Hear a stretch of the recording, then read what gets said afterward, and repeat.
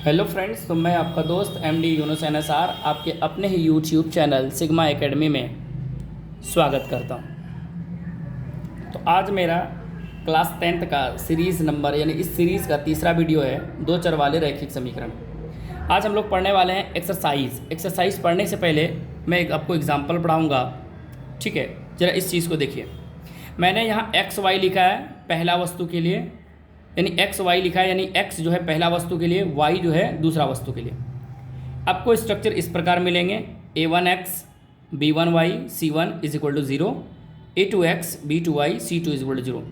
इसका मतलब ये हुआ कि जो आप a1 b1 c1 लिख रहे हैं वो समीकरण किसको इंडिकेट कर रहे हैं? एक को। यहाँ मैंने लिखा है समीकरण एक को। नेक्स्ट जब इधर जाएंगे तो आप पाएंगे a2 b2 c2, ये देखिए तो दो लिखा है मैंने, यानी समीकरण दो को इंडिकेट करते हैं। तो जब भी आपको a1 b1 c1 दिखे तो इसका मतलब है समीकरण 1, a2 b2 c2 कहे तो इसका मतलब है समीकरण 2 को इंडिकेट कर रहा है। तो चलिए आज हम लोग 3.1 पढ़ने से पहले मैं पढ़ूंगा आपका सबसे पहले एग्जाम्पल नंबर 1, उदाहरण नंबर 1। उदाहरण नंबर 1 पढ़ने से पहले आप लोग सबसे पहले मेरे इस चैनल को सब्सक्राइब करें, शेयर करें, ठीक है, और बेल आइकन बटन को जरूर दबाएं, जिससे कि आगे जो आने वाला मेरा नेक्स्ट वीडियो होगा उसका नोटिफिकेशन सबसे पहले आपको पहुंचे। ठीक है, चलिए तो उदाहरण नंबर 1 कहता है, इस सवाल को देखिए आप।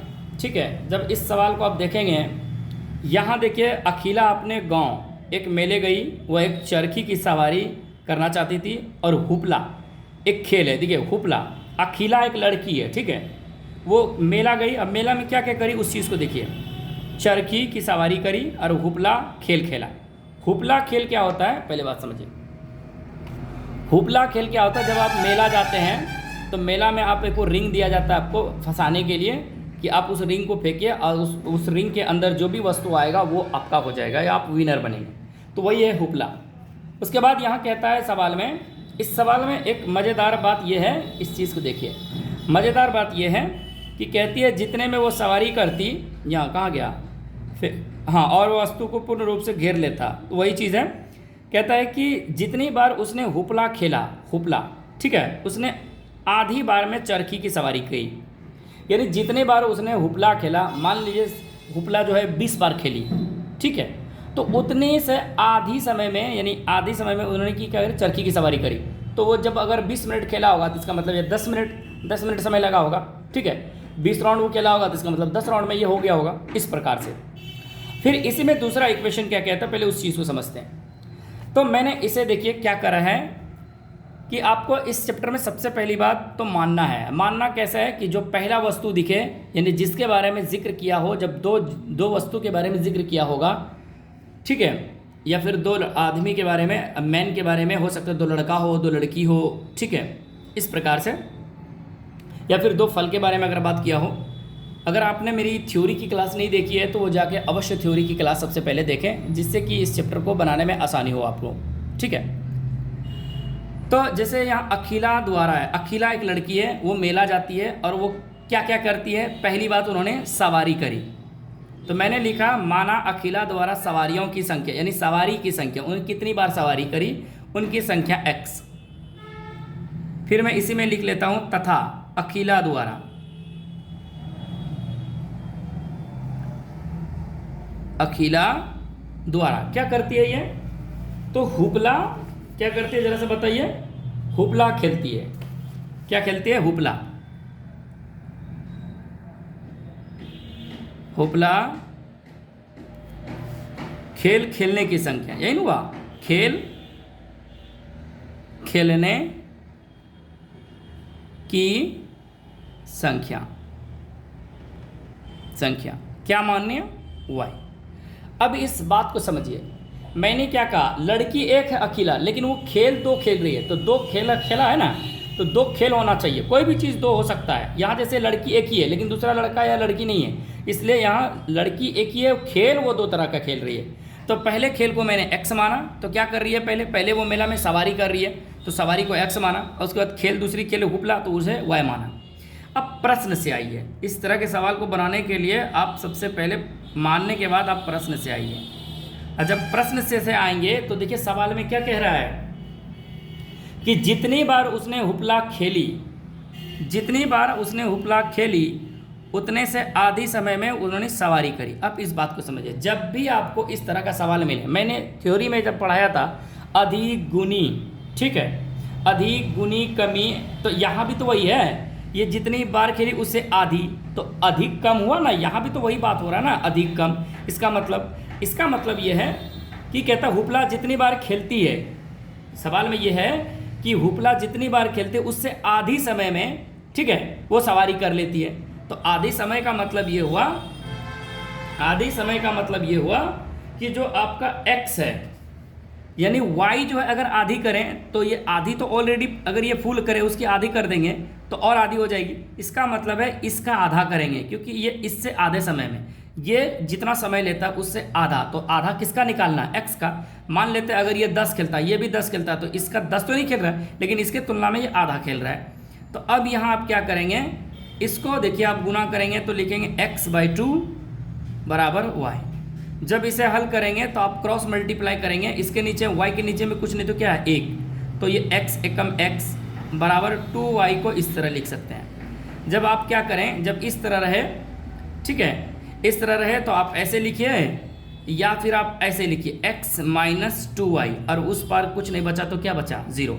ध्यान रखिएगा आप हमेशा दाईं तरफ अचर पद को रखिएगा, दाईं तरफ सिर्फ अचर पद को, बाकी जो चर वाले हैं x y उसे बाईं ओर ले आइएगा, ठीक है, दाईं ओर सिर्फ अचर पद। तो मैं इसे क्या मान लेता हूँ, इक्वेशन 1 यानी समीकरण 1 मान लेता हूँ, ठीक है। पुनः आइए, अब पुनः प्रश्न में क्या कह रहा है उस चीज को समझते हैं।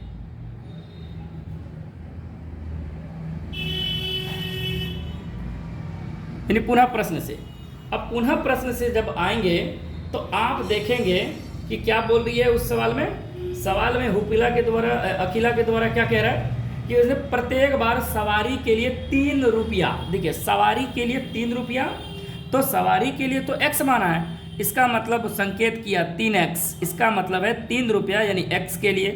अब कुछ ना कहा जाए, अभी देख लेते हैं, 3 रुपया, चरखी की सवारी मतलब हुपला खेलने के लिए 4 रुपया खर्च करती है, और हुपला खेलने के लिए 4y। अब बताइए, जब सवाल में पूर्व पश्चात अधिक गुणी कुछ ना मिले तो अपने मन से क्या देना, जोड़, और इसके बदले में वो कितने रुपया अदा करती है, 20 रुपया। उन्हें टोटल खर्च कितनी होती है उसकी, तो ये सवाल में लिखा गया 20 रुपया खर्च होती है, तो ये मेरा बन गया समीकरण 2। इस तरह के सवाल ये बराबर वाला हो गया, जब भी अधिक कमी, ठीक है, अधिक कमी गुनी पूर्व पश्चात रहे तो दोनों को बराबर करिए, बताया था मैंने थ्योरी में। और जब ये एक और नियम बताया था, सिंपल नियम, कि जब कुछ ना कहा जाए तो उनके बीच में प्लस दे दीजिए, तो मेरा इक्वेशन 1 इक्वेशन 2 हो गया। अब यहाँ से क्या कहता है इस सवाल में, इस सवाल को कहता है कि ग्राफीय निरूपण विधि द्वारा हल कीजिए, ठीक है, कौन सा विधि, ग्राफीय निरूपण विधि हल कीजिए, या फिर बीज गणितीय। पहले बात को समझते हैं कि ये बीज गणितीय होता क्या है। तो ग्राफ और बीज गणितीय में, बीज गणितीय के लिए आपको क्या करना है, चलिए पहला हम क्या करते हैं, बीज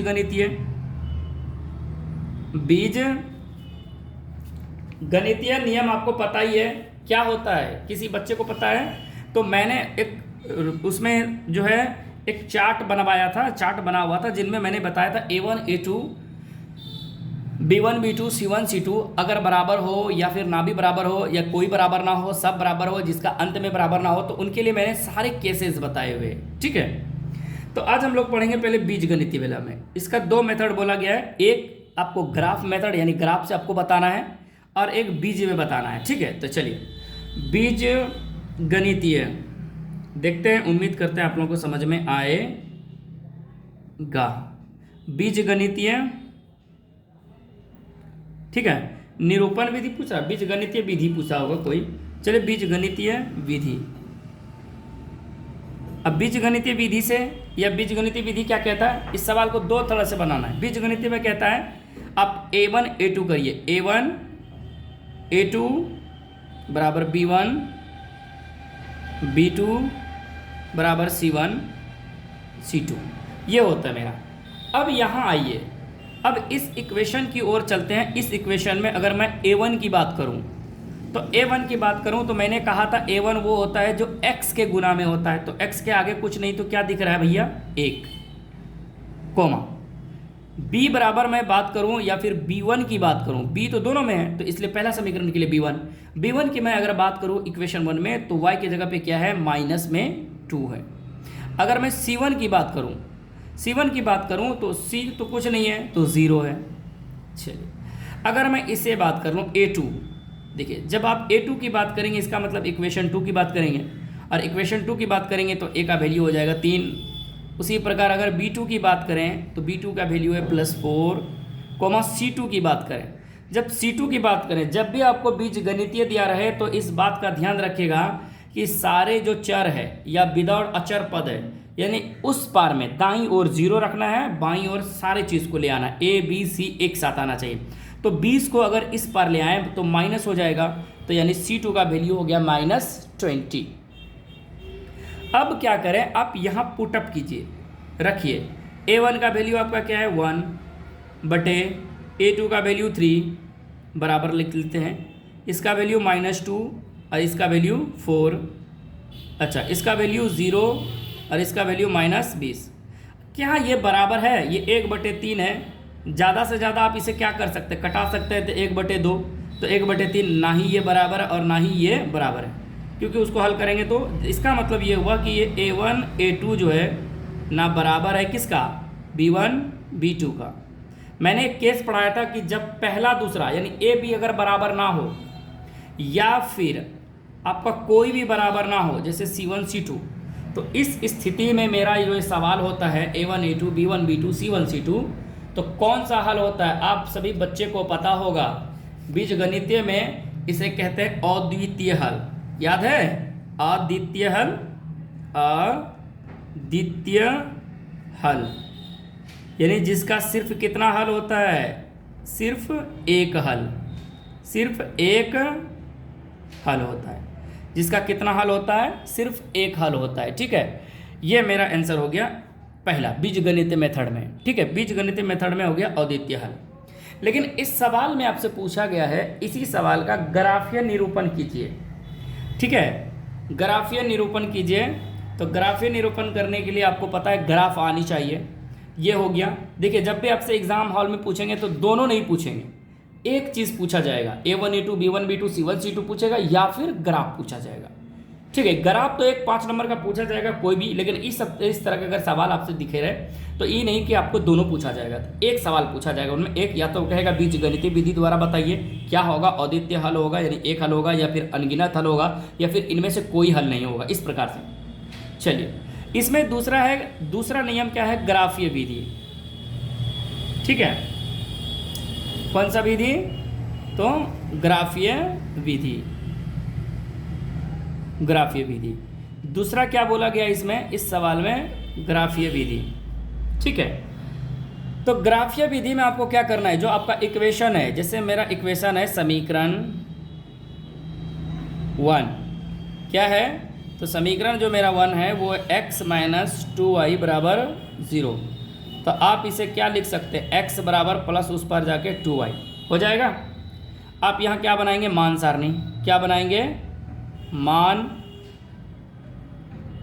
सारणी बनाएंगे। तो मान सारणी के लिए मैंने इसके लिए क्या बताया था, जब भी आप ग्राफ बनाएंगे तो उनके लिए मान सारणी बनाएंगे और दो वैल्यू लेंगे, एक x और एक y। कम से कम कितना वैल्यू लेना है, 2, अधिक से अधिक आप जितना चाहे आपकी मर्जी। अब एक काम करिए, यहाँ y का वैल्यू रखिए। देखिए ये जो 2y है, 2y के जगह पे आप अगर सपोज कीजिए मैंने 0 रखा, क्या रखा, 0 रखा, तो एक बात बताइए, ये 0 रखा मैंने तो 2 × 0 क्या हो जाएगा, 0। अगर मैं y का वैल्यू 1 रख लूँ, कितना रख लूँ, 1, तो ये 2 1 कम 2 हो जाएगा, ये आपका। फिर यहाँ से हम चलेंगे समीकरण तथा समीकरण 2 से। जब आप समीकरण 2 से जाएंगे तो फिर वही मान सारणी बनाएंगे। तो समीकरण 2 क्या है, आप पहले इस चीज़ को समझिए। तो मेरा है 3x + 4y = 20।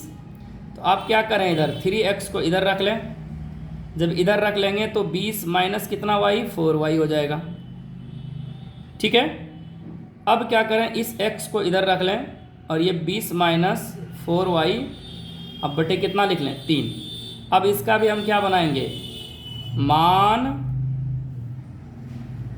क्या बनाएंगे, मान सारणी,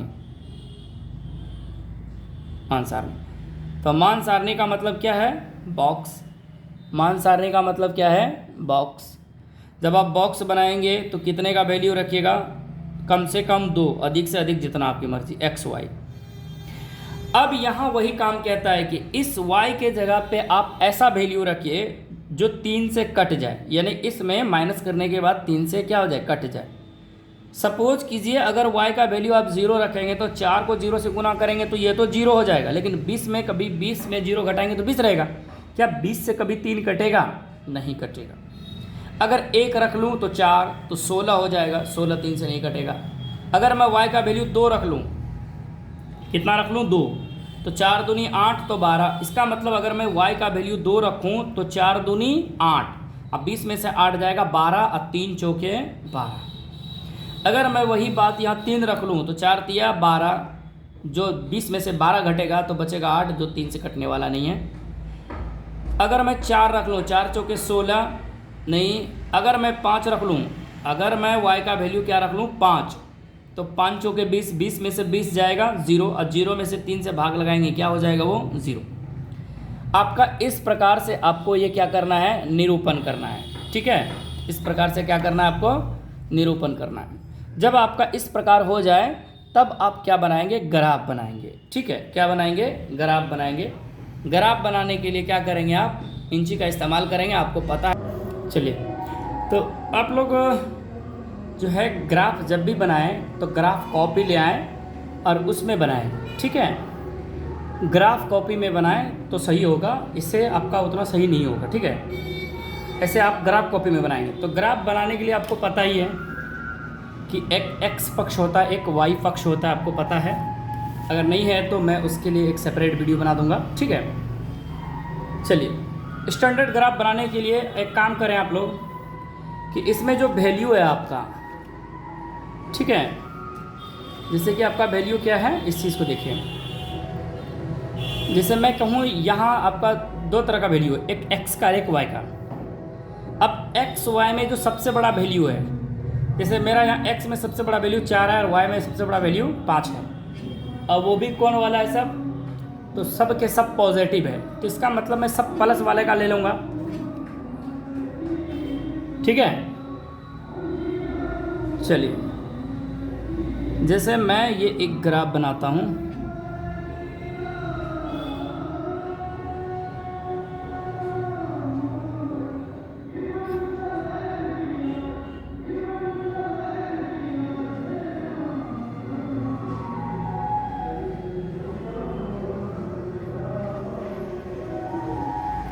ठीक है, और इसी तरह मैं इधर ले लेता हूँ।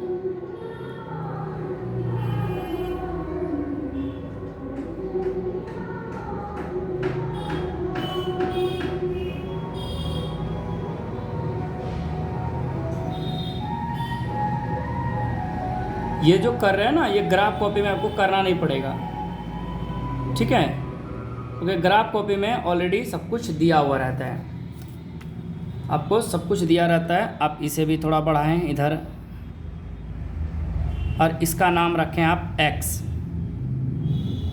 इधर x प्लस वाला तो इधर माइनस वाला। सेम चीज़ इसमें जाएं, नीचे y माइनस वाला, ऊपर जो y होता है ये होता है प्लस वाला। ठीक है, आपको पता है ये ऊपर प्लस नीचे माइनस, और यहाँ होता है 0,0, यानी x y का निर्देशांक 0 होता है। ठीक है, अब यहाँ देखिए वैल्यू मैंने एक इस जगह रखा हुआ है, 1 2 3 4 5 6। उसी प्रकार जब यहाँ मैं बात करूँ 1 2 3 4 5, आगे भी ले सकते हैं। ठीक है, चलिए, तो आप क्या करें, इसमें आप इंडिकेट करें, सब चीज़ को दर्शाएं। तो कैसे दर्शाएंगे? तो आपका जो इक्वेशन 1 है पहले उसे लिखें।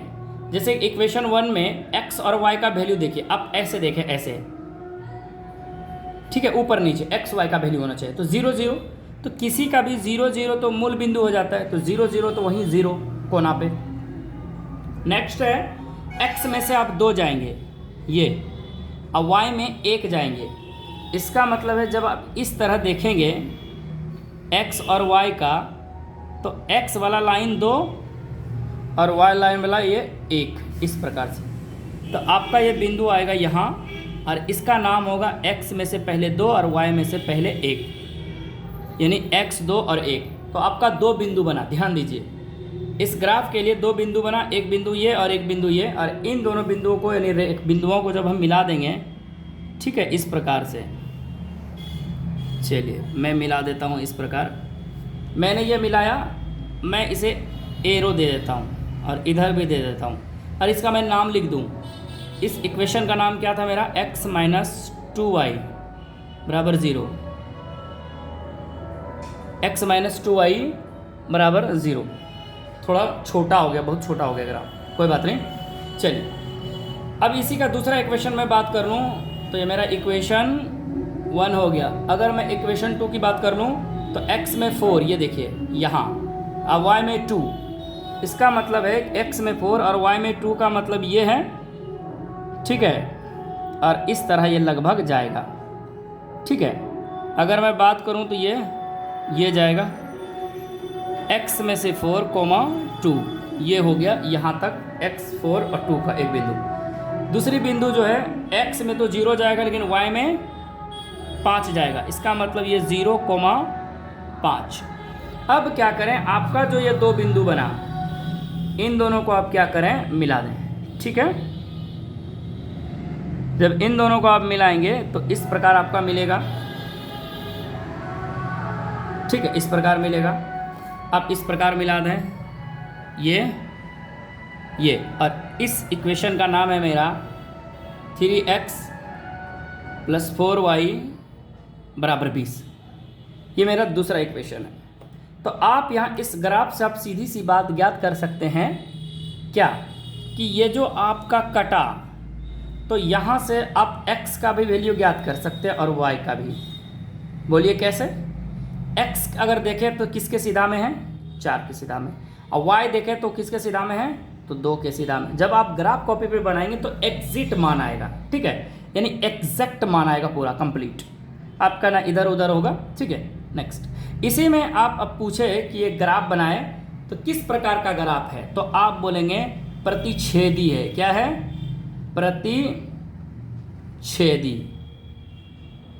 प्रतिच्छेदी है। और जब प्रतिच्छेदी होगा तो कैसा होगा, संगत। ये कैसा है, तो इस ग्राफ का आंसर हो गया प्रतिच्छेदी। तो आपका एग्जाम्पल नंबर 1 कंप्लीट होता है, ठीक है। देखिए आपको करना कुछ नहीं था एग्जाम्पल में, इस प्रकार आपको मानने होंगे। जैसे एक लड़की थी अखिला, उन्होंने 2 चीज़ किया, एक सवारी करी और एक हुपला खेल खेल रही थी। तो काम लड़की एक है, लेकिन काम कितनी कर रही है, 2, तो उनको XY मान लिया खेल को। अब खेल के बारे में जिक्र किया था, कह रहा था कि जितनी बार वो हुपला खेलते उसे आधी समय में उन्होंने क्या करा, सवारी कर ली। तो वो बना लिया मैंने इक्वेशन, एक इक्वेशन। दूसरी बार बोला था कि 3 बार सवारी करती है, 3 रुपये सवारी में खर्च करती है, 4 रुपये हुपला में खर्च करती है, टोटल 20 रुपया जो है वो टोटल खर्च करके आती है। इस प्रकार करके इतना में करके वो बनाया इक्वेशन, मैंने ABC यहाँ ज्ञात करा। और उसके बाद फिर ये A1 A2 B1 B2, ये क्यों, क्योंकि बीज गणितीय भी बोला गया था, साथ ही साथ दूसरी बार में क्या बोला गया था, ग्राफीय विधि। तो जब भी आपसे पूछा जाएगा, एक ही पूछा जाएगा, लेकिन आपको 3.1 जो है पूरा ये 2 करके ही पूछेगा, ठीक है। चलिए मिलते हैं इसके अगले नेक्स्ट सवाल उदाहरण नंबर 2 से। उदाहरण नंबर 2 क्या कहता है, रोमिला। देखिए रोमिला एक लड़की है, एक स्टेशनरी की दुकान में गई। रोमिला एक लड़की है जो स्टेशनरी की दुकान, जहाँ किताब कॉपी मिलता है। उन्होंने टोटल 9 रुपये खर्च किए, यानी 9 रुपये में क्या क्या खरीदा, 2 पेंसिल और 3 रबर खरीदे। देखिए ध्यान दीजिए, कितने पेंसिल, 2 पेंसिल और 3 रबर खरीदे, और कितने रुपये दिए, 9 रुपया। फिर उसके बाद कहता है उसकी सहेली सोनाली ने रोमिला के पास नई तरह की पेंसिल और रबड़ देखी। जब वो सहेली उसकी थी, मतलब सहेली सोनाली जो उसकी फ्रेंड थी, वो रोमिला के पास गए और उन्होंने देखा कि इसके नई तरह की पेंसिल और रबर देखी। तो उसने क्या किया, उसने भी जाके 4 पेंसिल और 6 रबर खरीदी। कितनी, 4 पेंसिल 6 रबर खरीदी। और कितने रुपया उन्होंने पैसा दिया, 18 रुपया। कहता इस स्थिति को आप बीजगणितीय, देखिए इसमें भी बोल रहा है बीजगणितीय एक यानी ज्यामितीय रूप रूप में व्यक्त कीजिए तथा ज्यामिति यानी बीजगणितीय एक तथा ग्राफीय रूप में निरूपित कीजिए। ठीक है, ये 2 मेथड आपको इस्तेमाल करने बोला है। अब यहाँ एक बात समझिए, क्या क्या खरीद रही है वो, पेंसिल, और क्या खरीद रही है, रबड़। कितने रुपए में, 9 रुपये में। तो इसका मतलब 2 वस्तु आ गया ना। अब यहाँ 2 नाम है, 2 लड़की है, लेकिन खरीद कितनी चीज़ रही है, 2। कौन कौन, एक पेंसिल खरीद रही है और एक रबर खरीद रही है। ठीक है, चलिए इस सवाल को बनाते हैं। 2 नंबर में चलिए सॉल्यूशन लिखने के बाद लिखिए माना। माना पहले क्या था, तो पेंसिल था। माना पेंसिल का मूल्य, पेंसिल का मूल्य बराबर कितने रुपया, x, तथा क्या था, रबड़ का मूल्य, रबर का मूल्य बराबर कितने रुपया, y रुपया। ठीक है, आपने ये काम करा। जब आपने ये काम करा तो अब आ जाइए प्रश्न से, क्योंकि 2 चीज़ खरीद रही थी वो सब, दोनों क्या, पेंसिल और रबड़। तो मैंने पेंसिल को x तथा रबड़ को y, क्या बोला था मैंने, जो पहले आए तो पहला पेंसिल आया तो उसे x मान लिया, बाद में कौन आया y, तो उन्हें रबड़ आया तो उन्हें y मान लिया। प्रश्न से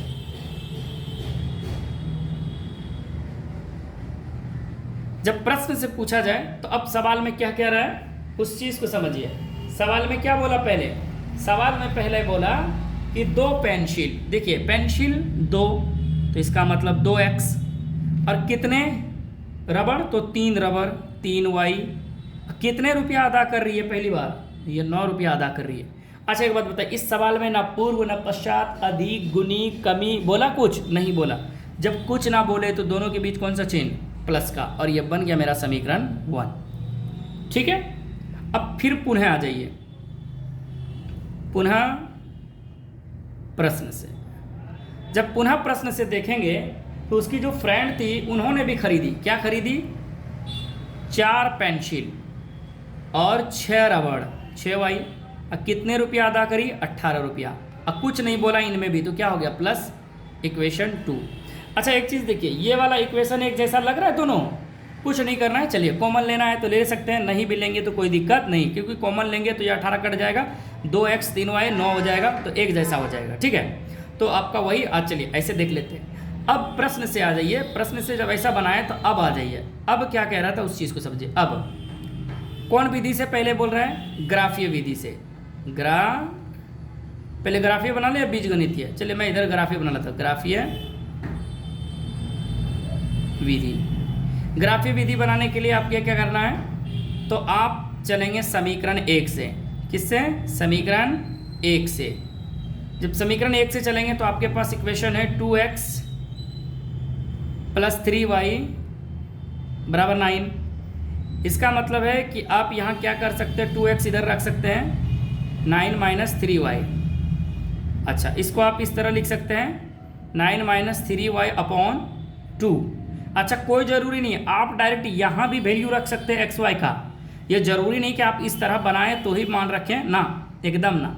आप यहाँ से रख सकते हैं x को अगर रखना है तो 2x बराबर रहने दीजिए, y का वैल्यू रखिए कुछ जो भी आएगा। और आप ध्यान रखिए कि ऐसा वैल्यू रखिए कि इसको 9 में घटाने के बाद या जोड़ने के बाद तो 3 उस पर चला जाएगा, तो यानी माइनस ही होगा, सीधी सी बात है इस प्रकार। या फिर आप यहाँ से आप पुट कर सकते हैं, y बराबर कुछ वैल्यू रखिए, इसके बाद 9 से घटाइए या 2 से कटाइए। तो उसी चीज़ को सेपरेट करने के लिए मैंने ऐसा लिखा, ठीक है, ताकि आसान लगे आपको। अब यहाँ क्या करें, मान सारणी बनाएं, मान सारणी। तो मान सारणी का मतलब मैं क्या बनाऊंगा, इसे बॉक्स बनाऊंगा। कम से कम कितने बार, 2 बार वैल्यू लेना है, और अधिक से अधिक जितना चाहें आप उतनी बार। ठीक है, ये ग्राफ कॉपी में आप लोगों को बनाना है। ठीक है, चलिए अगर मैं बात करूं y का, यहाँ आप ऐसा वैल्यू रखिए इस y के जगह पे कि हल करने के बाद क्या हो जाए, ये 2 से कट जाए। सपोज कीजिए अगर मैं 0 रख दूं, y के जगह पे 0 रख दूं, तो 3 गुना वो 0 करेंगे तो 0 हो जाएगा। 9 में से 0 घटेगा तो क्या बचेगा, 9। और 9 में से 2 मतलब 9 जो है 2 से कटता नहीं है। कटने का सब कटता है दशमलव में, लेकिन आपको दशमलव में लाना नहीं है। ठीक है, और ग्राफ को भी या तो दशमलव में ला सकते हैं। चलिए अगर मैं इसकी बात करूं, 1 रख लूं, कितनी रख लूं, y का वैल्यू। अगर मैं y के जगह पे 1 रख लूं तो 3 1 कम 3, 9 में से 3 घटेगा, बचेगा कितना, 6। और 6 2 से कट रहा है कितने बार में? 3 बार में। अब इसके जगह पे अब 1 रखा, अब 2 के रखे, देखिए 3 दूनी 6, 9 में से 6 घटेगा, बचेगा कितना? 3। अब 3 में 2 से भाग लगाएंगे, क्या आएगा आपके पास? तो 3 बचेगा, तो कटेगा नहीं। अब अगर यहाँ 3 की जगह पे 4 रखिए, 4 तिया 12, 12 में से 9 घटाएंगे, 3 बचेगा, ये भी नहीं। 4, 5 रखिए तो 5 तिया 15, एकदम आ जाएगा। 5 अगर आप वैल्यू रख लेते हैं तो 5 तिया हो जाता है 15। अब 15 में से उल्टा अब माइनस में घटेगा, अब माइनस में 9 घटेगा, 6 बचेगा, तो 2 तिया 6। अच्छा, अब समझ में आ रहा है आप लोगों को? यहाँ देखिए मैंने क्या करा इस जगह, पहली बार मैंने करा कि जब आप x बराबर 9 माइनस 3 गुना आपने क्या रखा था? y का वैल्यू 1, y का वैल्यू क्या रखा था? 1। तो आप इसे 2 से भाग लगाएंगे, देखिए तो 9 माइनस 3 बटे 2, इसका मतलब 6 बटे 2। अब कटाए तो कितना आया वैल्यू? 3 आया। फिर आपने क्या करा, इसी जगह x बराबर 9 माइनस 3 गुना y का वैल्यू कितना रख लिया? 5 बटे 2। इसका 9 मतलब माइनस हो गया, माइनस में 15 बटे 2। जब आप घटाएंगे तो माइनस हो जाएगा 6, 6 बटे 2 कट गया, कितना आया? 3। वो भी किस में? माइनस में। ऐसा ही मैंने करा है, ठीक है। पुनः अब फिर चलेंगे समीकरण किससे, तथा किससे चलेंगे? समीकरण 2 से। जब समीकरण 2 से चलेंगे तो आप देखिए 4x प्लस 6y बराबर 18। आप कॉमन ले सकते हैं, कॉमन ले लीजिए। x प्लस यानी 2x प्लस 3y बराबर 18, कटा दीजिए 9 बार में, यानी आपके पास बचा 2x प्लस 3y बराबर 9। देखिए तो जैसा पहला इक्वेशन है वैसा ही आ गया। आप चाहें तो निकाल भी लीजिए, ना भी निकालेंगे तो कोई दिक्कत नहीं है। 2x बराबर आप क्या लिख सकते हैं? 9 माइनस 3y, और x बराबर आप लिख सकते हैं 9 माइनस 3y बटे 2, ठीक है। जब आप इसे लिखेंगे तो आप क्या बनाएंगे? मान सारणी, मान सारणी। मान सारणी के लिए मुझे क्या बनाना है? बॉक्स बनाना है, एक x का एक y का। अब यहाँ भी वही काम, अगर देखिए एक बार एक इक्वेशन में, जैसे कि पहला मेरा इक्वेशन ये था, इसमें मैंने क्या करा कि जो x का वैल्यू रखा और y का वैल्यू याद रखना है कि रिपीट ना हो। यानी पहला इक्वेशन में, यानी उस इक्वेशन में, जिस इक्वेशन में जैसे मैंने 1 रखा, अब फिर मैं इस इक्वेशन में 1 नहीं रख सकता। 5 रखा तो मैं 5 नहीं रख सकता, ठीक है, इसके अलावे होना चाहिए। तो ये तो मेरा पहला इक्वेशन था। अब ये मेरा दूसरा इक्वेशन है। चलिए आप उसके जगह पे कुछ वैल्यू रख लीजिए। अगर मैं इसी को रख दूँ, देखिए तो इसमें भी अगर मैं 1 रख लूँ तो फिर मेरा सेम चीज़ आ रहा है। चाहूँ तो इसे भी रख सकता हूँ, या फिर चाहें तो आप एक्स्ट्रा वैल्यू निकाल के आप रख सकते हैं। चलिए एक्स्ट्रा ही निकाल के देख लेते हैं। अगर मैं यहाँ 5 रखा था, अब मैं 6 रख लूँ तो 6 तिया कितना हो जाता है? 18, 18 9 9, 7 रखिए तो 7 तिया 21। देखिए तो अगर मैं y का वैल्यू कितना रख लूँ? 7। अब देखिए 7 तिया 21 हो गया। और अगर मैं उसे 21 में से 9 को घटा दूँ तो क्या बच जाएगा मेरे पास? 21 में से 9 घटाऊँगा तो 12 बचेगा। अब जो कितने से कटेगा? 6 से, 6 दूनी 12 कटेगा। या 7 तिया 21 में से देखिए ऑलरेडी 20 में अगर 10 घटाएंगे तो 10 बचेगा। एक उधर बढ़ा हुआ, एक इधर कम है, तो 12 हो गया। ये भी माइनस में 6 से। उसके अलावा 7 के अलावा आप 8 रखिए, 8 तिया 24 नहीं, लेकिन 8 जैसे 9 रखेंगे तो 9 तिया कितना हो जाएगा? देखिए 9 रख लेता हूँ, 9 तिया 27, 9 तिया 27 हो जाएगा। और 27 में से 9 चल जाएगा तो कितना हो जाएगा? 9 दूनी 18, तो 9, ये भी वैल्यू किस में आएगा? 9 माइनस में। अब देख पा रहे हैं कि मैंने वैल्यू अलग अलग रखा। अब देखिएगा एक चीज़ ही होगा, जैसा होगा इक्वेशन, क्योंकि ये बीजगणित क्या कहता है? a1 a2 b1 b2 c1 c2, इस प्रकार करना। चलिए अब मैं इसे क्या कर लेता हूँ? ग्राफ बना लेता हूँ। अब ग्राफ बनाने का अच्छा तरीका क्या है आपको पता ही है कि जो बड़ा वैल्यू दिखे उसी का वैल्यू रखिए। जैसे मैं कहूँ इसमें जो सबसे बड़ा वैल्यू है x में -3 है, प्लस में 3 है, यानी दोनों ओर जाना है। y में वैल्यू क्या है? और x में माइनस में भी ज़्यादा वैल्यू है, ठीक है, और y में भी बड़ा वैल्यू है। इसका मतलब है बड़ा बड़ा वैल्यू है। चलिए तो मैं क्या कर लेता हूँ, थोड़ा उसको मैं अच्छे तरह से बना लेता हूँ। चलिए ध्यान दीजिए। सपोज करिए कि मैंने ये यहाँ से लेके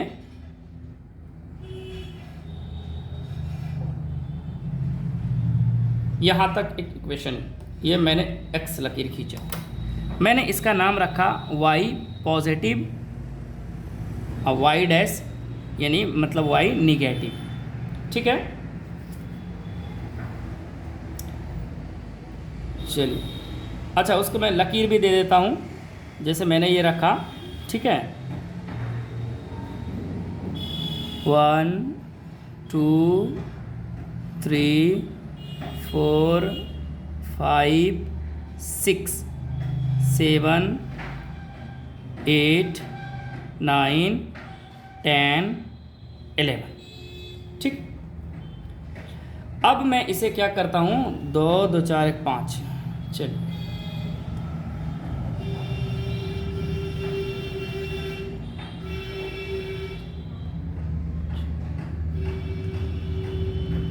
मैं यहाँ इसको मूल बिंदु बना लूँ। चलिए, अब मैं इधर से भी वही काम करता हूँ।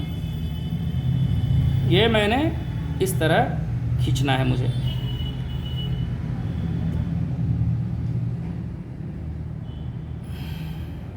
ठीक है, नाम भी रख दूँ, 1 2 3 4 5 6 7।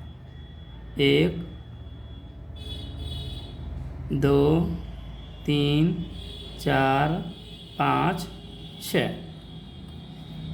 अब क्या करना है, इसे बढ़ा के इधर लाइन नाम देना है x, वो भी किस में, प्लस में। ठीक है, और इधर भी देना है x किस में, तो माइनस में।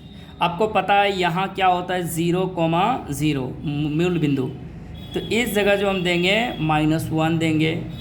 तो इसको हम क्या करें, 2 करके लिख लेते हैं, 2, -4 -6 -8 -10। तो इधर भी लिख लूँगा 2 4 6 8 10 12 14। फिर इधर भी लिखूँगा -2 -4 -6 -8 -10। फिर लिखूँगा 2 4 6 8 10। आप लोगों को सादा कॉपी पे बनाने की ज़रूरत नहीं है, आप लोग हमेशा ग्राफ कॉपी में ही बनाएं, नहीं तो आप लोगों से गलत हो जाएगा। ये 2 2 क्यों लिया, अगर मैं 1 लिखूँगा तो इसका मतलब है कि 0 और 2 के बीच में 1 आएगा मेरा वैल्यू।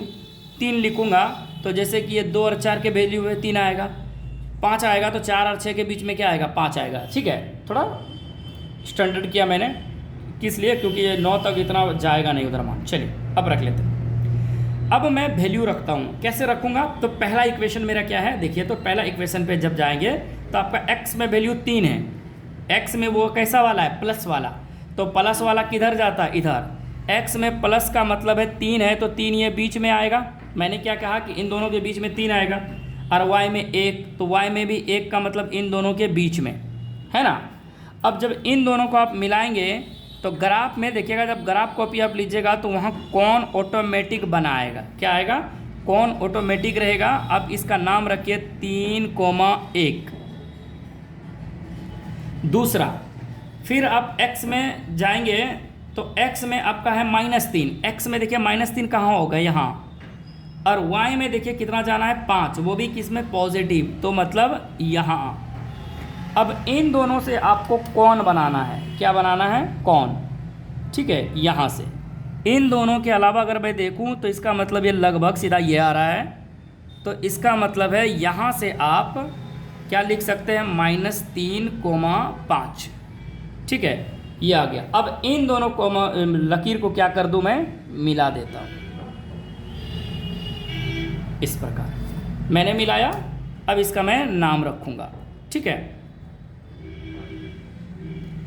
नाम किस प्रकार रखूँगा, तो मेरा जो इस इक्वेशन का नाम है वो क्या है, तो ज़रा देखिए। तो इस इक्वेशन का नाम है मेरा 2x + 3y = 9, मतलब इक्वेशन 1।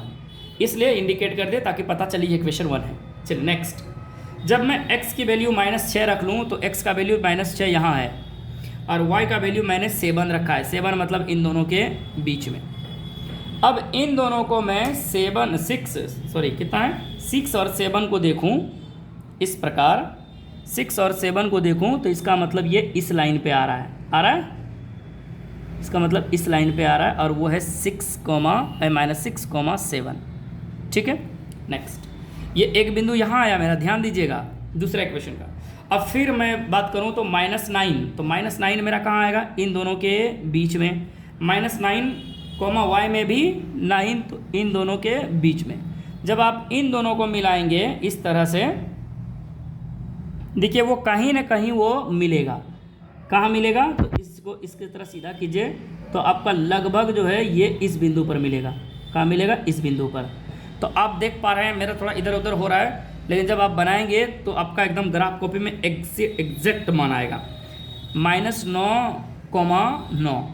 अब देख पा रहे हैं, अब किसको मिलाइएगा, इन दोनों रेखा को मिलाइएगा। इन दोनों को रेखा को मिलाइएगा तो फिर भी आपका वैल्यू क्या आ रहा है, वही आ रहा है। अब दोनों को मिलाएंगे तो वही आ रहा है। तो एक तरफ एक रहा इक्वेशन, दूसरी तरफ हम लिख लेते हैं कितना, 4x + 6y = 18 इक्वेशन 2। ठीक है, तो अब ये आपका देखिए ये ग्राफ निरूपण कर लिया। ठीक है, तो ये कैसा है, तो आपका हो जाएगा अनंत हल। अनंत हल है। कौन सा हल है, अनंत हल है, अपरिमित रूप से अनेक हल है। ठीक है, ये हो गया।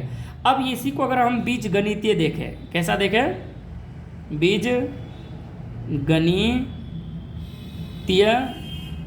विधि देखें। इसमें भी बोला था बीज गणितीय विधि। जब मैं इसे बीज गणितीय विधि देखता हूँ तो कैसे पता करूँगा, तो a1 a2 = b1 b2 = c1 c2, ये आपको बराबर कर लेना। ठीक है, अब देखिए आपके पास दो इक्वेशन था। मैंने यहाँ कहा था कि आप सभी को a1 a2 b1 b2 ज्ञात करने का तरीका यहाँ है। आप यहाँ लिख सकते हैं a1 का वैल्यू 2, b1 का वैल्यू 3, c1 को लिखने के लिए क्या बोला था कि जो प्लस में उसको इस पर ले आइए, सबको इस पर क्या करना है आपको 0, तो -9।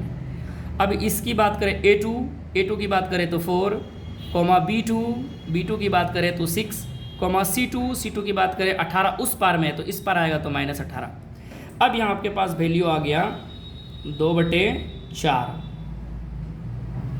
ठीक है, 2/4 = 3/6 बराबर -9/-18। माइनस से माइनस, 9 दूनी 18, 3 दूनी 6 और 2 दूनी 4। इसका मतलब वैल्यू आ रहा है 1/2 बराबर 1/2 बराबर 1/2। अब यहाँ आप एक चीज़ समझ में आया होगा आपको कि जो a1 और a2 है वो बराबर है किसका, b1 b2 का, और ये भी बराबर है c1 c2 का। जब सब बराबर होता है तो कैसा होता है, संपाती रेखाएं। कौन सी रेखाएं, संपाती। और कितने हल होते हैं, तो अनंत हल होते हैं, अनंत हल, या फिर अपरिमित रूप से अनेक हल, या फिर इसी को कहते हैं अनगिनत हल। अनगिनत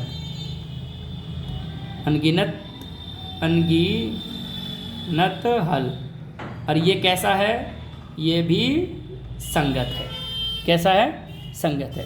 तो आपने देखा कि जो मेरा एग्जाम्पल नंबर 2 था, पहला वाला में क्या था, पहला वाला जो था आपका, इस चीज़ को देखिए तो आपका प्रतिच्छेदी था। पहला नंबर सवाल क्या था, प्रतिच्छेदी। क्यों, ग्राफ कट रहा था। मैंने इस सवाल में ग्राफ को बाद में बताया और इसको पहले, यही चीज़ पहले बताना चाहिए हमको। ठीक है, कोई दिक्कत नहीं।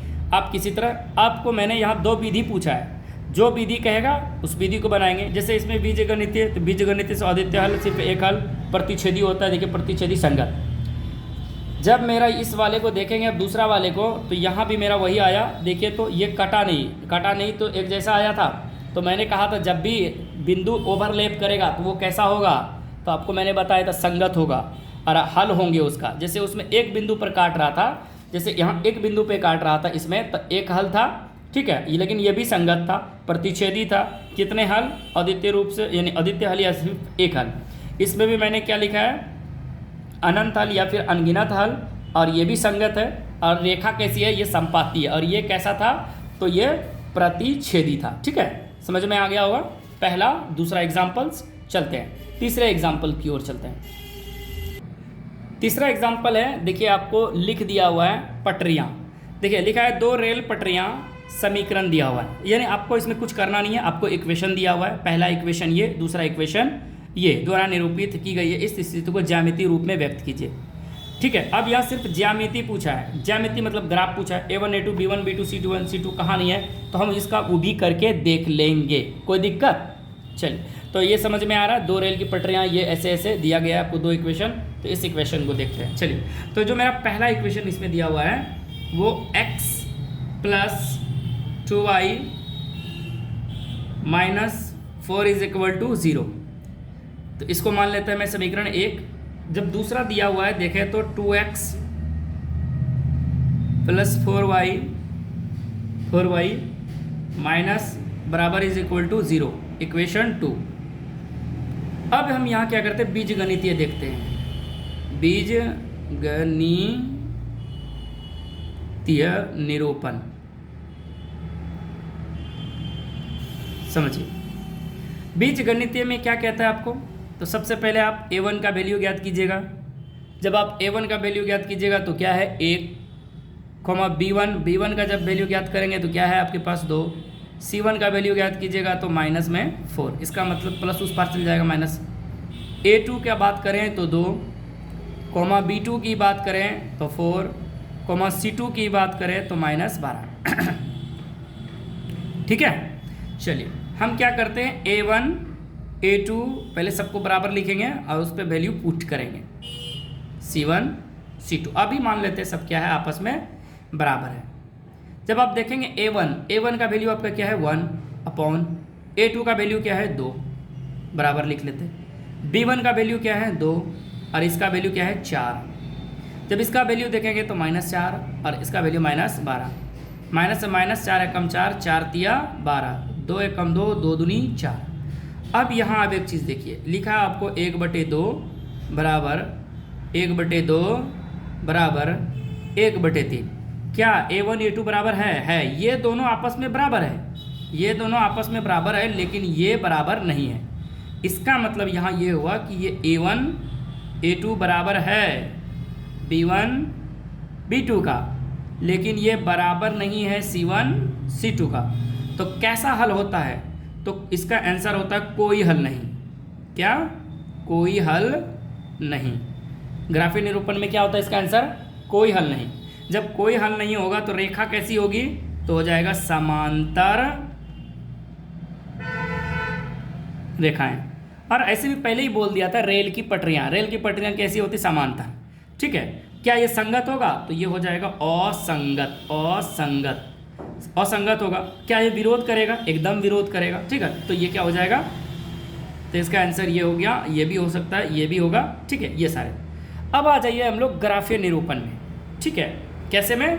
ग्राफ बुला जाते हैं। अब आ जाते हैं ग्राफीय निरूपण, ग्राफीय विधि। इसी को ही बोला गया है ज्यामितीय विधि। ठीक है, ग्राफीय विधि या फिर ज्यामितीय विधि, ज्योमेट्री। चलिए, तो इसमें मैंने क्या करना है, समीकरण 1 से यही करना है। तो जो मेरा समीकरण 1 है वो क्या है, x + 2y। देखिए तो माइनस जो 4 है उस पर ले जाएंगे, +4 हो जाएगा। अब यहाँ क्या करेंगे, x बराबर 4 - 2y। अब यहाँ क्या बनाना है मुझे, मान सारणी बन जाएगा।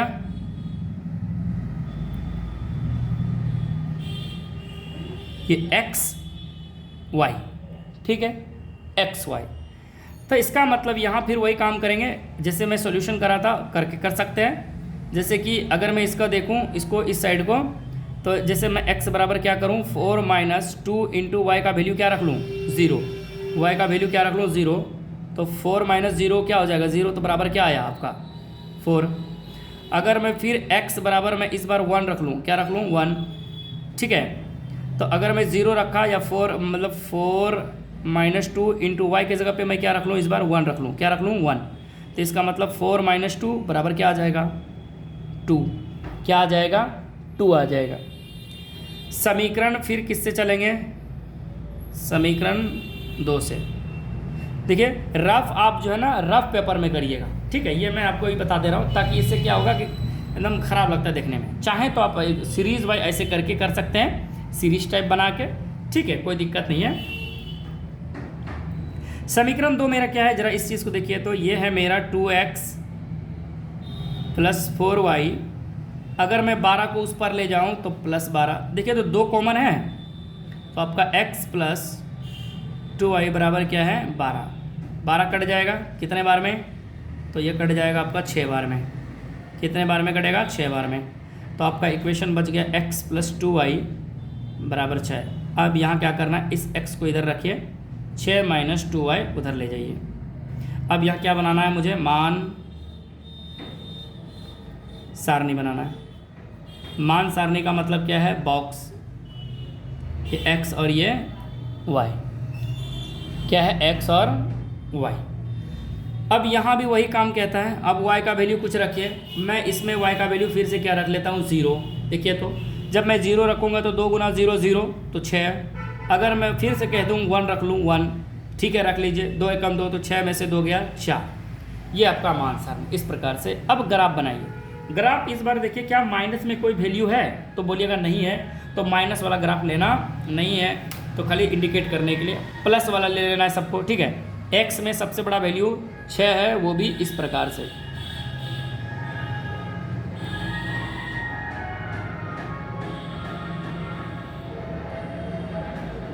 ठीक है, क्योंकि y में जो है सबसे बड़ा वैल्यू क्या है 1 है, y नीचे में y डैश, ठीक है। और कितने तक वैल्यू लेना है तो वो आपको पता होनी चाहिए। तो मैं अगर सपोज करिए इस जगह मैं 0 मान लूँ, इस जगह क्या मान लूँ, इस जगह 0 मान लूँ, तो आप इस तरह लेके चलिए।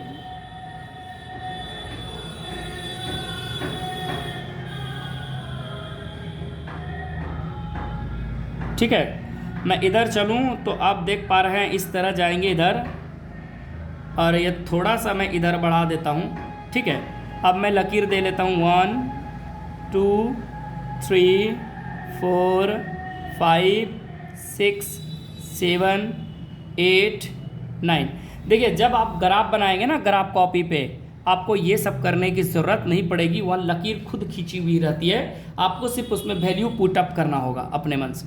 रखिए यहाँ क्या होता है, आपको 0 0 होता है, 1 2 3 4 5 6 7 8 9। जब मैं इधर की बात करूं ऊपर की ओर, तो ऊपर की ओर भी रख लेता हूं 1 2 3 4 5 1 2 3 4 5। ठीक है, ये इस प्रकार आपको दिया हुआ है। आप चाहें तो जनाने के लिए इस तरह बना सकते हैं, ग्राफ कॉपी में भी बनाइएगा। ठीक है, आप लोग हमेशा इस चैप्टर को पूरे, ये जो ग्राफ है 3.1 का जो पूरा सवाल होगा वो ग्राफ पे ही बनेगा, ग्राफ कॉपी में ही। ठीक है, ध्यान रखें इस चीज़ को। और पेन से नहीं बनाएंगे आप लोग एग्ज़ाम हॉल में, अभी ये सीखने के दौर में कलम से बनाइए या फिर पेंसिल से ही बनाइए। ठीक है, मैं पेंसिल से इसलिए नहीं बना रहा हूँ क्योंकि उतना अच्छा दिखेगा नहीं। ठीक है, तो आप लोग पेंसिल का ही इस्तेमाल करें आप लोग हमेशा, और ग्राफ कॉपी में बनाएं। चलिए अब मैं क्या कर लेता हूँ, अच्छा इसमें भी चाहें तो मैं एक वैल्यू रख सकता हूँ, इतना दूर पे -1 हो जाएगा और इतना दूर पे यहाँ भी -1 हो जाएगा। चलिए अब यहाँ से मैं क्या करता हूँ, वैल्यू पुट अप कर लेता हूँ। तो अगर मैं करूँ तो पहला रख लेता हूँ x में से 4 यहाँ, और y में से 0 तो यहीं, तो इसका मतलब इस बिंदु का नाम हो गया 4,0। नेक्स्ट है x में से 2 और y में से 1, यही है ना। अगर मैं इधर से बात करूं, ऐसे देखिए आपको एक मतलब देखिए कि आसपास में होना चाहिए। लकीर को ऐसे सीधा कीजिए, जब आप ऐसे करेंगे तो लगभग ये देखिए ये बिंदु पा रहे हैं आप। ठीक है, तो इस बिंदु का नाम, चाहे आप डॉट डॉट डॉट डॉट ऐसे करके भी मिला सकते हैं। ठीक है, लकीर इंची लेके, तो मेरा अगर मैं इंची लेके मिलाऊं तो इस प्रकार बनेगा। देखिए हाथ से कितना गंदा हो गया। ये और ये जो बिंदु है आपका, इन दोनों को आपस में क्या करेंगे, आप मिला लेंगे। ठीक है,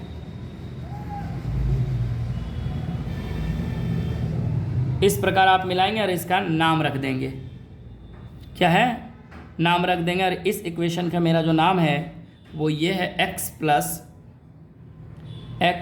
2y - 4 बराबर 0 इक्वेशन 1।